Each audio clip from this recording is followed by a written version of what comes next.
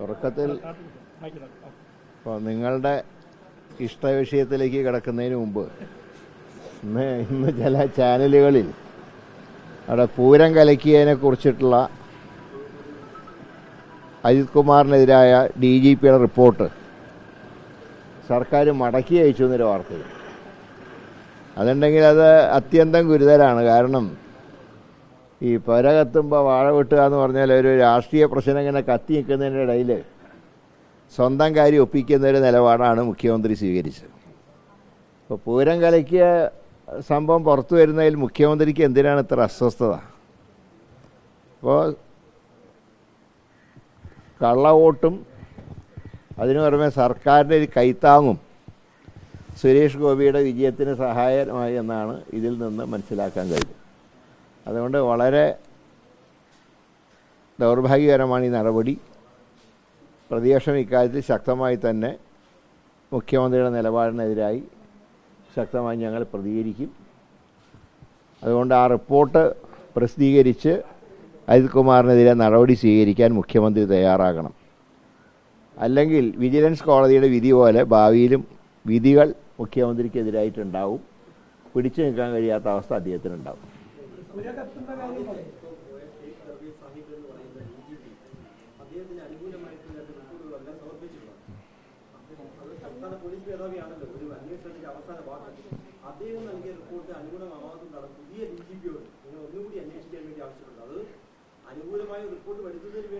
അത് അനുകൂലമായിട്ട് റിപ്പോർട്ട് വരുന്നത് വരെ കിട്ടുന്ന റിപ്പോർട്ടുകൾ മടക്കി അയച്ചുകൊണ്ടിരിക്കും. ഇങ്ങനെ റിപ്പോർട്ടുണ്ടോ? അപ്പോൾ അജിത് കുമാറിനോട് എന്താണ് ഇത്രയേറെ ഒരു കമ്മിറ്റ്മെൻറ്റ്? ഈ ഊരി പിടിച്ച വാളിൻ്റെ ഇടയിൽ കൂടെ നടന്ന ആൾ എന്തിനാണ് ഒരു അഡീഷണൽ DGP എങ്ങനെ ഭയപ്പെടുന്നത്? എന്തിനാണ്? അതാണ് പറഞ്ഞത്. ഇതിൽ എന്തൊക്കെയോ ദുരൂഹതകളുണ്ട്. പൂരം കലക്കിയത് BJP വിജയിപ്പിക്കാൻ വേണ്ടി തന്നെയാണെന്ന് ഉള്ള സത്യം ഏതാണ്ട് പുറത്തു വന്നിരിക്കുക. കേരള രാഷ്ട്രീയമാണല്ലോ കത്തുന്നത്, വരെയല്ലല്ലോ. ഇപ്പോൾ ശ്രീ രാഹുൽ മാങ്കൂട്ടത്തിനെതിരായിട്ട് സസ്പെൻഷൻ നടപടിയാണ് സ്വീകരിച്ചിട്ടുള്ളത്. ഒരു ജനാധിപത്യ പാർട്ടിയെ സംബന്ധിച്ച് ചെയ്യുന്നതിന് ചില നടപടിക്രമങ്ങളുണ്ട്. ഇപ്പോഴും ഒരു റിട്ടേൺ കംപ്ലൈൻറ്റ് വന്നിട്ടില്ല. പക്ഷേ എങ്കിലും സമൂഹത്തിൽ വളരെയധികം ചർച്ച ചെയ്യപ്പെടുന്നൊരു വിഷയമെന്നുള്ള നിലയിൽ ഇതിൻ്റെ ഗൗരവം മനസ്സിലാക്കിക്കൊണ്ട് തന്നെയാണ് ഇപ്പോൾ സസ്പെൻഷനിലേക്ക് കാര്യങ്ങൾ എത്തിയിട്ടുള്ളത്. ഇത് അവസാനമായിട്ട് കണക്കാക്കണ്ട. ഇനി കൂടുതൽ പ്രതികരണങ്ങളും പരാതികളും വരുന്നതനുസരിച്ച് മൂന്നാം ഘട്ട നടപടിയും സ്വാഭാവികമായിട്ടും പാർട്ടിയിൽ നിന്നുണ്ടാവും. ഇതിപ്പോൾ ഒന്നാം ഘട്ടം യൂത്ത് കോൺഗ്രസ് പ്രസിഡന്റ് സ്ഥാനം രാജിവെപ്പിച്ചു. രണ്ടാം ഘട്ടം എന്നുള്ള നിലയിലാണ് സസ്പെൻഷൻ. ഇനി കൂടുതൽ പരാതികൾ ഉണ്ടാവുകയും തെളിവുകൾ പുറത്തു വരികയും ചെയ്താൽ മൂന്നാം ഘട്ടത്തിലേക്ക് കടക്കും. അക്കാര്യത്തിൽ സംശയമില്ല. ഏതായാലും ഇക്കാര്യത്തിൽ കോൺഗ്രസിനെ വിമർശിക്കാൻ ആർക്കും അവകാശമില്ല. കാരണം ഇത്രയും നടപടികളൊന്നും ഒരു രാഷ്ട്രീയ പാർട്ടിയും മുമ്പ് ചെയ്തിട്ടില്ല. ഉപതെരഞ്ഞെടുപ്പിന് ഞങ്ങൾക്ക് ഭയമൊന്നുമില്ല. കാരണം പാലക്കാട്ടെ മത്സരം UDFും BJP ആയിട്ടാണ്. അതുകൊണ്ട് തന്നെ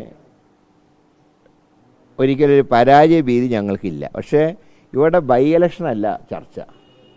ഓരോ MLAക്കെതിരായി ഗുരുതരമായിട്ടുള്ള ആരോപണങ്ങളുണ്ടാകുമ്പോൾ തീർച്ചയായിട്ടും പാർട്ടിക്ക് അത് വെറുതെ നോക്കിയിരിക്കാൻ സാധ്യമല്ല.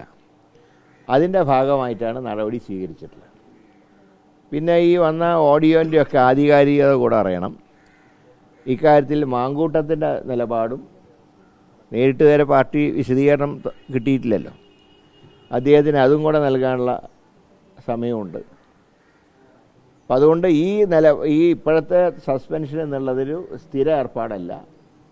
കൂടുതൽ കടുത്ത നടപടികളിലേക്ക് പോകാൻ പാർട്ടിക്ക് മടിയില്ല എന്നുള്ള എൻ്റെ സൂചനയാണിത്. തീർച്ചയായിട്ടും.